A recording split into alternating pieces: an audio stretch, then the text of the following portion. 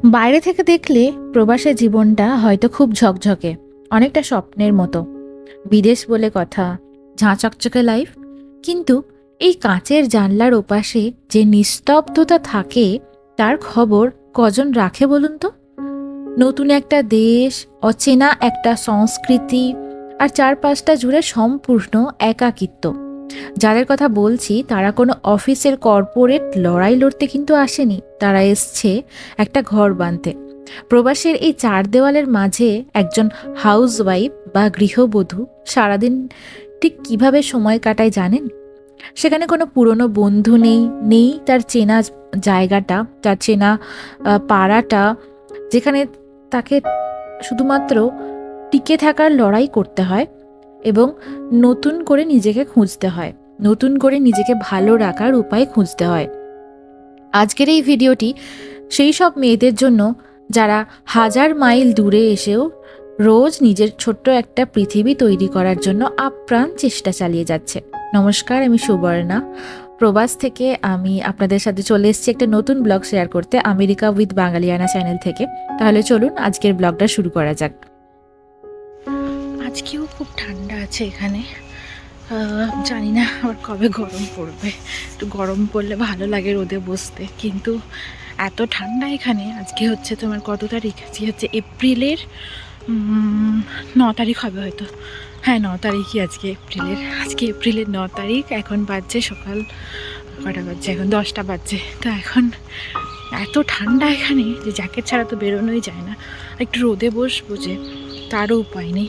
রোদটাও ঠান্ডা, শীতকালে যেটা হয় আর কি।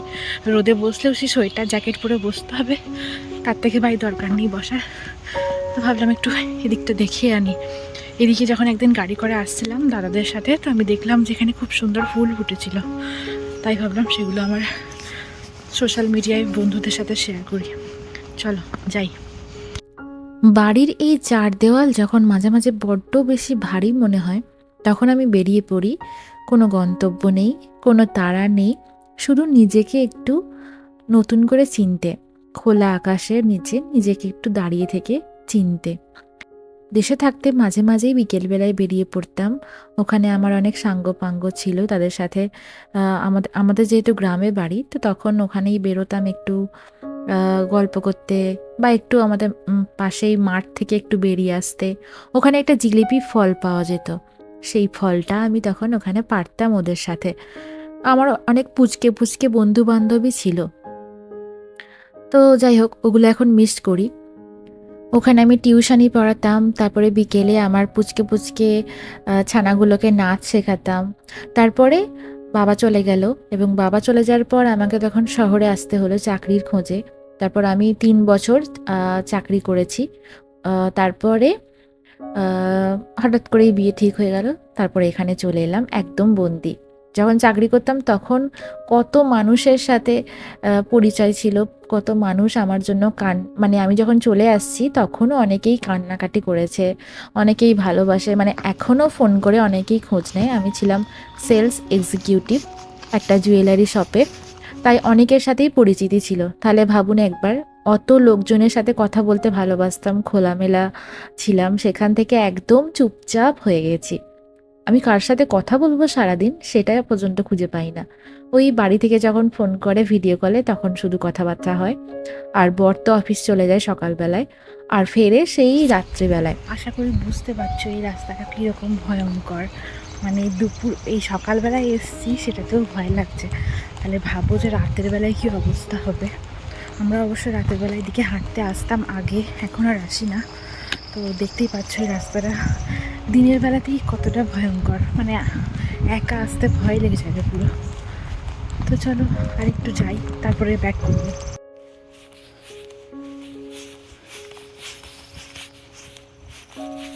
আশা করি বুঝতেই পারছো, আমি এখানে হাঁটছি শুধুমাত্র সেটারই আওয়াজ হচ্ছে। মানে এখানে পুরো চারিদিকটা পিন ড্রপ সাইলেন্স, একদমই চুপচাপ নিস্তব্ধ একটা জায়গা। তো এখানে আমার জোরে কথা বলতেও ভয় লাগছিল, তাই আস্তে আস্তেই কথা বলছিলাম। আর তাছাড়া একটু ভয় ভয় লাগছিল, তবে ভয়কে জয় করে এগিয়ে যেতে তো হবেই আমাদের, তাই না?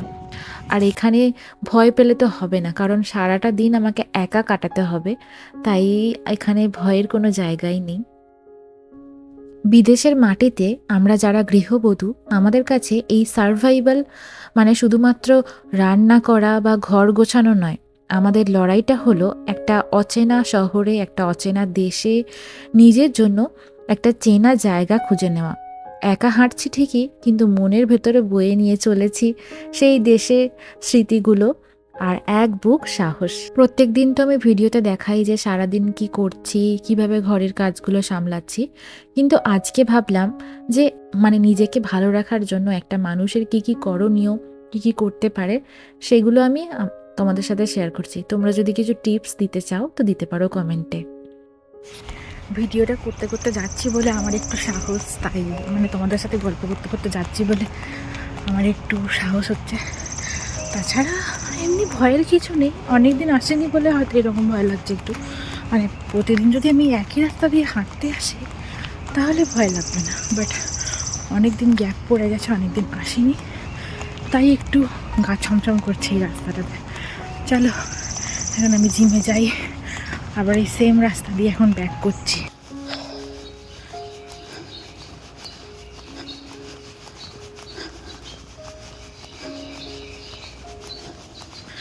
এইটা হচ্ছে অ্যাজেলিয়া ফুল।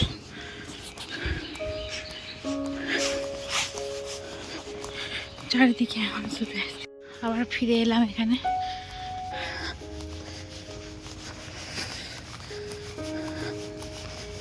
অনেকটা আফিল এই রাস্তাটা, হাঁপিয়ে যাচ্ছি পুরো।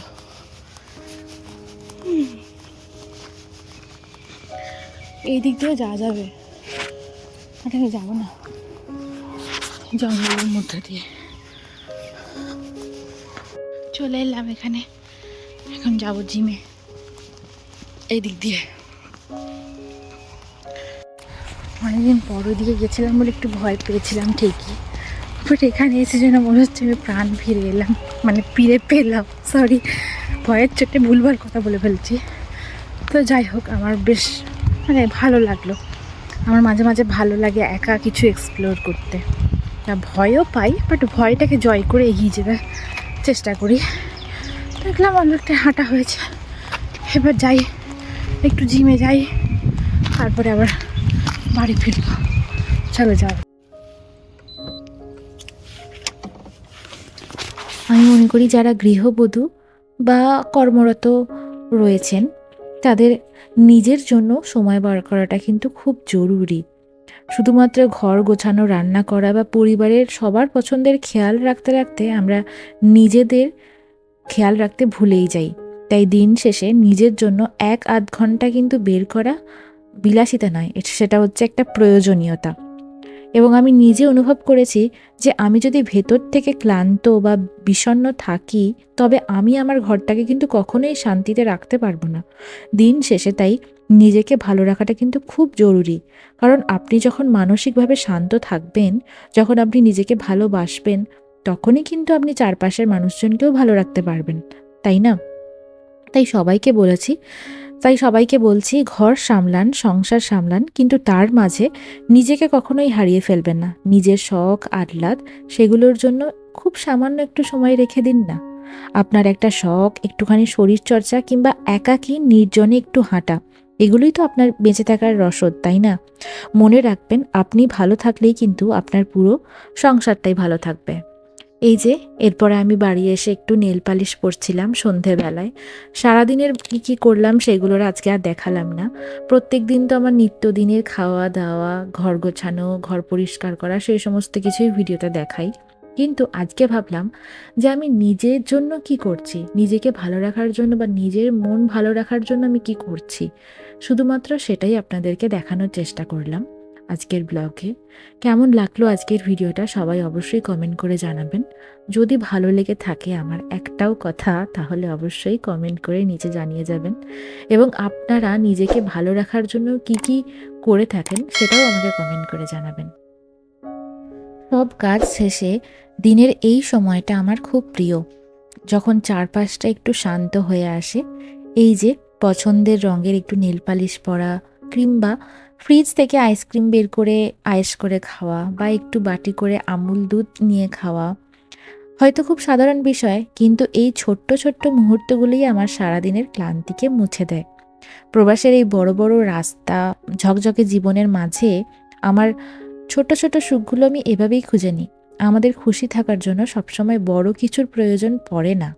মাঝে মাঝে ১ কাপ চা বা ১ বাটি আইসক্রিম বা একটু আমুল দুধ, মানে এইভাবে খুঁজে নিন না আপনি কিসে ভালো থাকবেন, সেটা আপনার থেকে তো ভালো কেউই জানে না।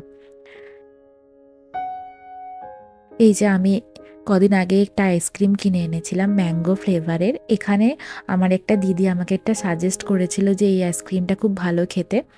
তাই আমি এই আইসক্রিমটা কিনে এনেছি। এর মধ্যে আবার ভেতরে আ ম্যাঙ্গোর যে আমট হয় সেটা দেওয়া ছিল। অনেকে আবার এটাকে আমসত্ত্ব বলে থাকে। তো এই আমসত্ত্ব ভেতরে দেওয়া ছিল। এটা খেতে খুব সুন্দর, খুব ভালো লাগলো আমার। কিছুটা ওই ইন্ডিয়ায় আমের কুলফির মতন খেতে। যারা আমার মতোই জীবনযাপন করছেন এবং একাকিত্বে ভুগছেন তাদেরকে বলছি, দয়া করে ভেঙে পড়বেন না। মনে রাখবেন, সূর্য ডোবার পরেই কিন্তু ভোর আসে এবং চেষ্টা করুন কিছু না কিছু কাজে নিজেকে যুক্ত করার, যাতে আপনার সময়টা কেটে যায়। আজকের মতন আমি এখানেই শেষ করছি। সবাই ভালো থাকবেন, সুস্থ থাকবেন আর অবশ্যই নিজের যত্ন নেবেন। যদি ভালো লাগে সাবস্ক্রাইব করে পাশে থাকবেন। টাটা!